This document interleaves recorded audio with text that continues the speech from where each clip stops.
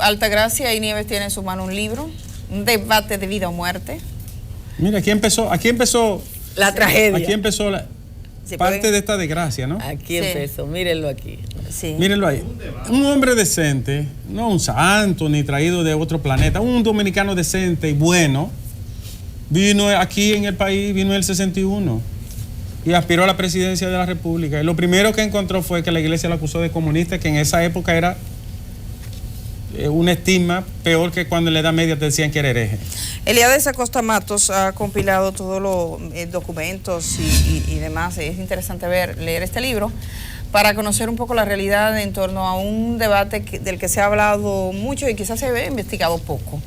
Así que agradecemos a Eliades, que como saben es tremendo filósofo, aporte parte de este programa. Buenos Eliades, días. buenos días. Buenos días. Cuéntanos de qué va este libro, los hallazgos fundamentales y quizás, para no interrumpirte, la trascendencia que tiene para la sociedad dominicana de hoy.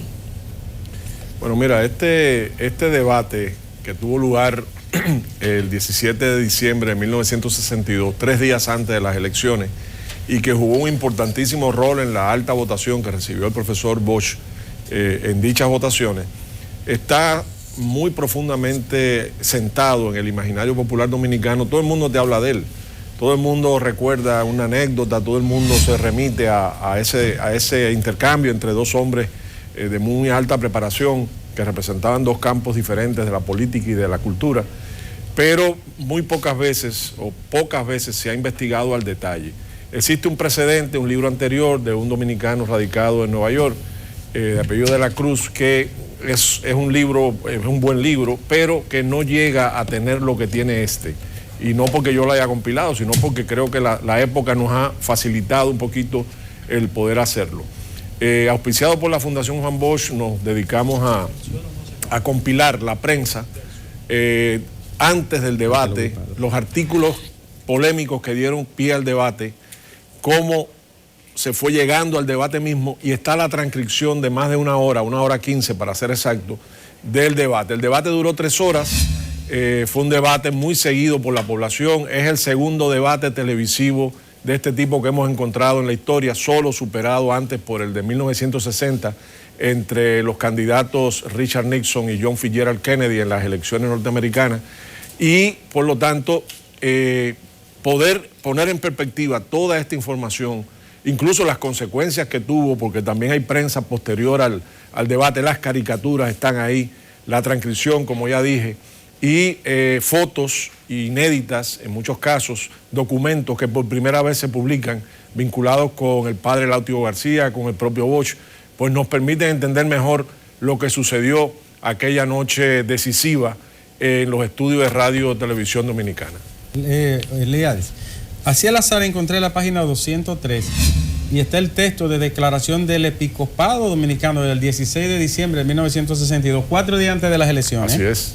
4 días antes de las elecciones, el Episcopado emite una comunicación y en la parte E dice que los católicos no pueden votar por partidos que atenten contra el orden cristiano, como son los partidos tipo marxista. Así es. O sea, la campaña, pese a que Juan Bosch ganó el debate y demostró que las imputaciones que se le hacían eran totalmente infundadas, aún así la iglesia permaneció en su firme oposición al candidato y posteriormente al gobierno. Pero es increíble lo que escribe el periódico de La Nación.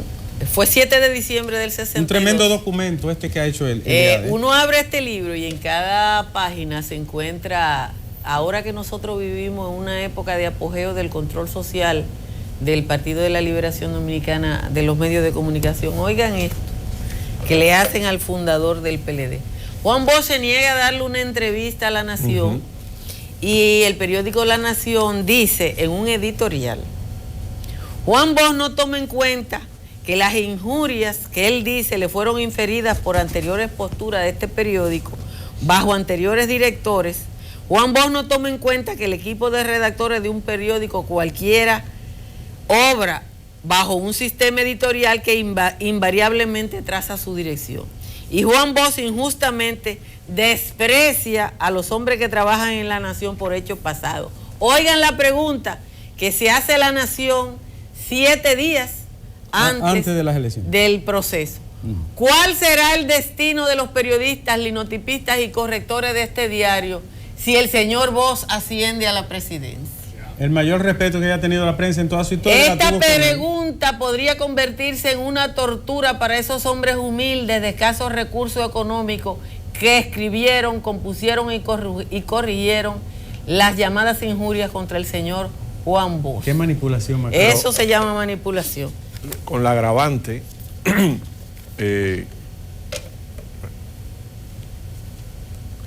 con la agravante, Altagracia, de que el titular de ese artículo, en mayúscula, para que tú no pudieras discernir, decía: Juan Bosch odia a la nación. Oh, Dios. Wow. Es decir, no odia al periódico La Nación, que no lo odiaba, sino que el mensaje subliminal que se mandaba era que Juan Bosch odiaba a la nación en su conjunto. ¿Qué a la nación dominicana? La nación dominicana. Hay que decir que la persona responsable de ese artículo fue Rafael Bonillita Ibar, que luego, en julio, ya Bosch presidente, fundaría, con fondos que nunca se han aclarado su procedencia, un combativo diario contra Bosch llamado Prensa Libre, que tuvo un importante papel en preparar las condiciones para el derrocamiento. Y recordemos que Bonillita fue el vocero de la Junta Militar que derroca a Bosch y en los primeros días del triunvirato. Bueno, como todavía ese personaje en época no tantos años pasaron para que estuviera vigente, sería bueno explicar un poco el contexto de él. ¿Quién era él? Bueno, se trata de un opositor a Trujillo que fue a vivir a Cuba, al exilio cubano. Allí se vinculó con fuerzas revolucionarias, pero también se vinculó con Rolando Maferrer, el creador de los tristemente célebres, el grupo paramilitar Los Tigres de Maferrer, culpables de decenas, cientos de muertes de población civil durante la dictadura batistiana, y que tuvo una vinculación directa incluso también, que se ha sabido recientemente, o más recientemente, con la embajada norteamericana y los servicios secretos en La Habana. Por lo tanto, él, igual que otros colaboradores que estuvieron a su alrededor y que luego se destacaron como oponentes de Bosch, estuvo haciendo el trabajo vinculado con Maferrer. Hay un documento del FBI, un informe de un agente que se entrevista con Maferrer y eleva el informe, está desclasificado, al FBI, donde dice que Maferrer le afirmaba: yo tengo en República Dominicana a un periodista que va a tumbar a Bosch y ese periodista trabaja para mí. Se trataba de Bonilla Ibar. Y hay que decir que fue eficaz la Prensa Libre en la guerra mediática contra Bosch. Y fue un factor, digamos, importante a la hora de desestabilizar y satanizar al gobierno de Bosch. Es importante hablar de la guerra mediática contra Bosch porque la República Dominicana, Elías, desde 1962 es un país rural con apenas un 24% de la población viviendo en áreas urbanas. Santo Domingo es una ciudad pequeña. ¿Cómo influye tanto este proceso de acorralamiento de los medios de comunicación contra Bosch cuando la mayoría de las personas no tienen acceso a un periódico? ¿No sabían leer? No sabían leer. Así es. Lo que pasa es que ahí funciona la transmisión de la información a través del boca a boca y de las versiones. Una persona letrada lee, se informa o se desinforma, como bien tú señalabas, la guerra mediática contra Bosch se caracterizó por la desinformación y la manipulación, y luego a su vez comenta o transmite a su manera información a personas que la reciben acríticamente porque ni siquiera saben leer y no están además habituados a recibir información, que la van degradando hasta que en el último eslabón de la cadena es casi una caricatura de lo que se ha dicho al principio. Así funciona. En el caso de la Iglesia Católica, en ese momento me gustaría una valoración del rol completo de la Iglesia Católica, del poder que tenía en ese momento para poder comprenderlo. Y bueno, usted ha investigado no solo esta parte de la historia dominicana, con posterioridad, cómo se sostuvo, se modificó en algo esa influencia que tuvo la Iglesia en la vida política de este país. Bueno, la Iglesia siempre tuvo un ascendente en la vida nacional desde el siglo XIX, yo diría que antes, muy fuerte, y tenía una autoridad, sobre todo en el campo, que era casi irrefutable. Eran artículos de fe lo que pronunciaba un cura en el púlpito, o mucho más los obispos, si hacían una declaración conjunta. Por esa razón, la influencia de la Iglesia o de la alta jerarquía de la Iglesia junto a Trujillo, fue decisiva para legitimar el régimen y propiciarle condiciones de gobernabilidad.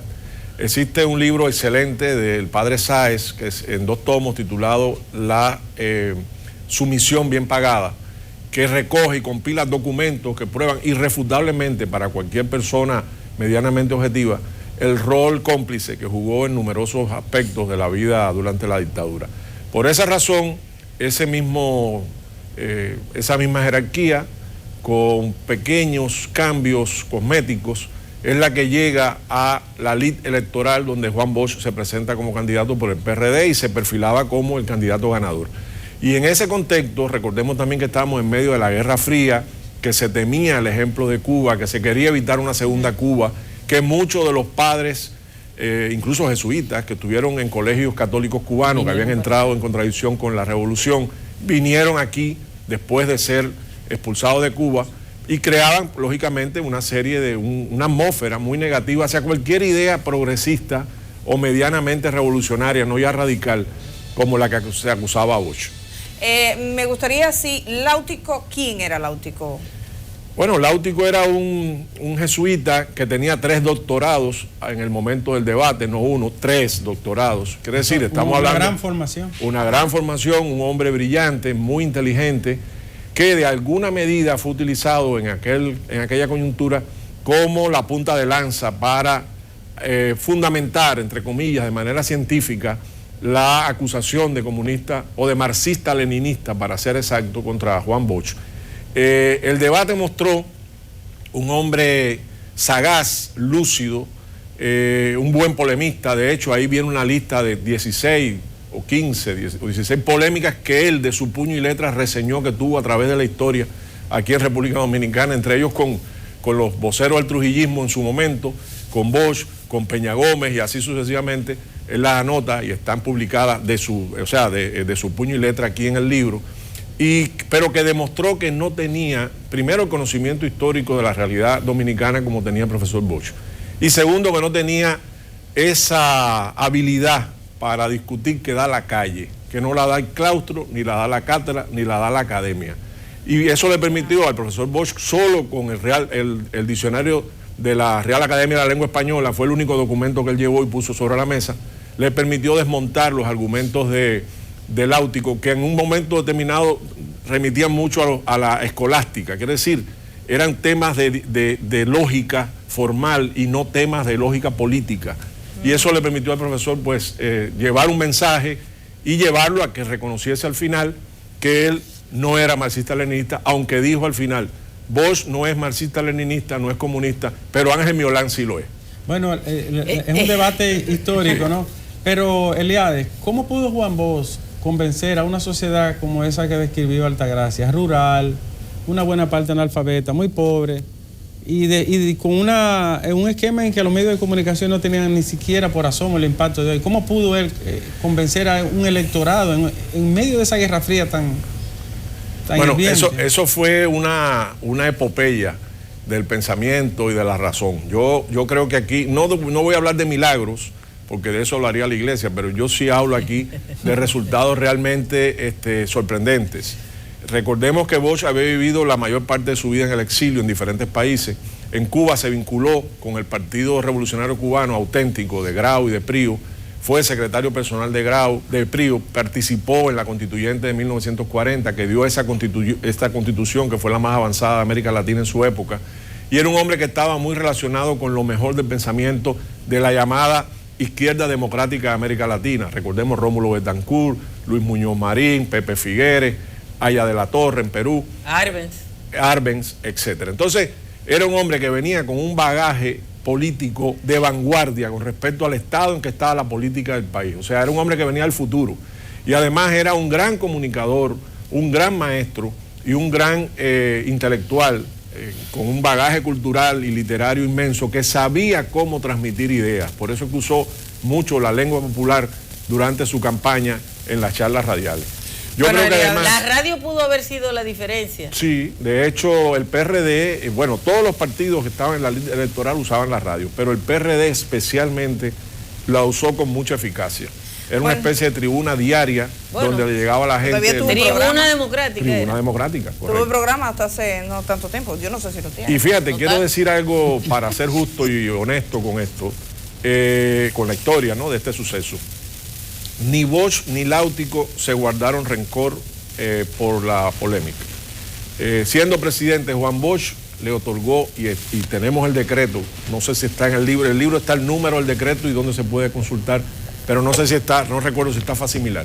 Le otorgó la nacionalidad privilegiada al padre Láutico García. Era español, ¿no? Era español. Y quiere decir, Bosch le da, sin ningún tipo de resentimiento, la nacionalidad a Láutico. Y encontramos, y ahí sí está en el libro, el facímil de una dedicatoria de Láutico a Juan Bosch de un libro en los años 80, donde decía más o menos que él no lo conocía en el momento del debate y que ha aprendido a quererlo, admirarlo y respetarlo como un ejemplo y un gran amigo. Bueno, Eliades, yo quiero llamar la atención, antes de que se vaya Eliades, sobre cómo la manipulación siempre es igual. Ustedes recuerdan que la semana pasada yo bromeaba diciendo que Fredermido Ferreras se había convertido en un día en dirigente reformista, porque los periódicos lo habían convertido en dirigente solo por el recurso que había llevado al Tribunal Constitucional. En este libro hay varios ejemplos. Buscan el libro de cómo la prensa manipula y convierte en protagonista a un carajo a la vela con tal de atacar o de ganar. Aquí hay una nota en contra de Bosch del periódico La Nación del 13 de diciembre que dice: Bosch recibe 1 millón.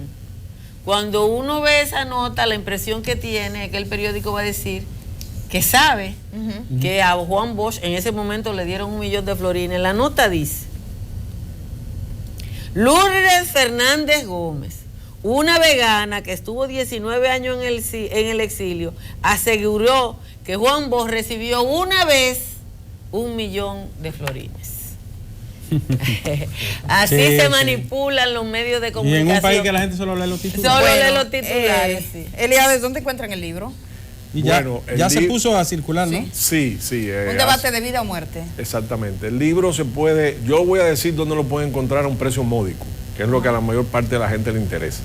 A un precio módico, como son los que vende la Fundación Juan Bosch, las obras que publica, se puede encontrar en la Biblioteca Nacional, en el 3er piso, en la sala Juan Bosch, donde hay un punto de venta de las publicaciones de la Fundación Juan Bosch.